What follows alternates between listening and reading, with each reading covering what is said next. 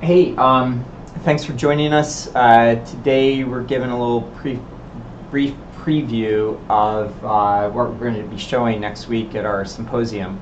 We're releasing the beta version of RaceDay SignUp, which is a mobile app that lets you do RaceDay kiosk sorts of things. So first let's look at the setup of this on the back end. So under your race dashboard, you'll go into RaceDay registration and sign-up app, and then you'll turn it on, and you'll set a password. And the password is to protect you from having other people use the app to sign up for your race. But what I always do is I actually put the password into the password hint box. You can set up multiple settings of how you want to do registration. I've set up a default setting. Let's go in and look at that. And there's a bunch of different options of what you can turn on and turn off. You're going to require registrants to set up an account or not, pay with cash or not, allow registrants to clear registrations, hide fields, and so forth. So down here, I've skipped a bunch of the fields so that I can make the kiosk experience kind of as fast as possible. So we'll save all that. And now we'll go over to my actual iPhone. And if you look at the iPhone, and I don't know if Matt can show you a video here, but we've got this little dongle attachment now. And the dongle attachment will let me slide my credit card through when I'm ready to do that. So we go and we start up the app. We'll go back to this screen. And the first thing it does is it checks to see if you have the dongle plugged in or not. And the dongle is plugged in, so when I hit OK, it's going to sense that it's there and be ready for it. Now I'm going to have to expand my race date search, and it will show me races that are available during that time span. I will enter the registration mode for the turkey trot. I could log in, but I'm just going to do a quick test, just like somebody would be logging in.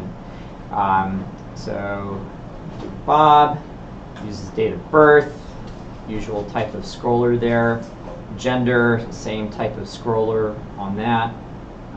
Email, Bob at runningco.com.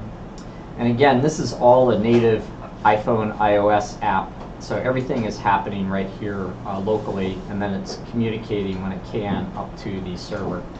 So I'll hit continue after I view the waiver. Now I have the capability to pay by cash. If I turn that on, or if I turn it off, I can type in my credit card and all my cardholder name and info and stuff like that. But what I'm going to do is I'm going to take out my credit card. And this is a special device.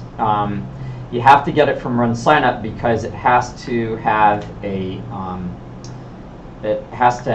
a real card reader with it. Hello. Oh, looks like I just broke it. Let me try it this way. I think it's because I flipped the pay to cash. I think we found a bug, Matt. If you click pay to cash, let's delete that and start over again.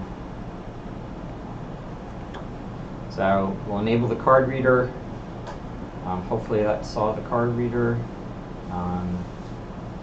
Let's change the date again. Let's click on the turkey trot.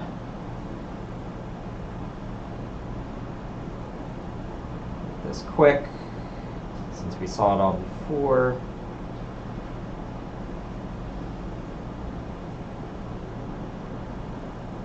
Sign up for the 5K. Click the waiver. And we'll slide my credit card.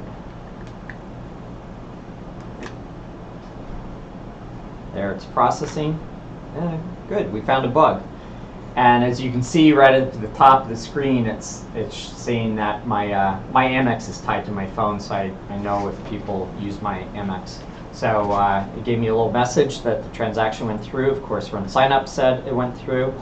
Just sent an email to somebody that uses the email address b@bbb.com. And then I can reset for the next person here, or I can cancel the registration because I enabled that cancel registration. So I'm going to go ahead and reset for the next person, and now the next person's ready to log in, just like that. So the idea is that these run natively on iPhone and Android, both phones as well as tablets. These devices we're going to sell. The reason why they have to come from us, and you can't buy just off-the-shelf ones, is that they have to have the special encryption key. So what's happening with my credit card here is that the credit card number is actually encrypted in this device. So it's actually not available on the phone, and the only place that it can be unencrypted is in the RunSignUp servers up in the cloud. And that ensures PCI level 1 compliance, so it makes sure that things are nice and secure. The one main feature that is not available quite yet is doing this offline. So the idea would be that you'd be able to swipe cards and actually save that information locally, and then whenever the device had internet connection, you'd be able to upload it to the cloud. And so that way it uses the same kind of architecture as the rest of our new apps, both the check-in, the results, and now the sign-up apps, all use this new architecture, and they store the data locally in a secure way, and then whenever there's internet connection, it goes back up. And so that means that things can happen really fast, even if you've got a very crowded environment with not very good cell access and stuff. The devices all use generic Android or iOS, so you can use them on any of those devices, and you can kind of intermix them. So if you have more people that are checking in because they did pre-registration rather than signing up day of the race, well, you can shift more of your tablets over to the check-in rather than over on the kiosk registration. And then once the race is on, you can turn on the RaceDay results capability, and they all become little kiosks for people to look themselves up and for results. So that's it. How did our first YouTube Live go, Matt? We're actually live? Yeah. Yeah? We had 6 people watching. 6 people? I don't know how they found out. How the heck did they find out? Unless it's just our staff that I told. It's probably our staff that you told. I'm surprised that 6 people would even watch me. Anyway. Well, what we're doing is we're also testing out, because at our symposium we're going to use the same technology, and all the sessions are going to be available live. And then what's cool is as soon as they're over, they get saved and are available on YouTube.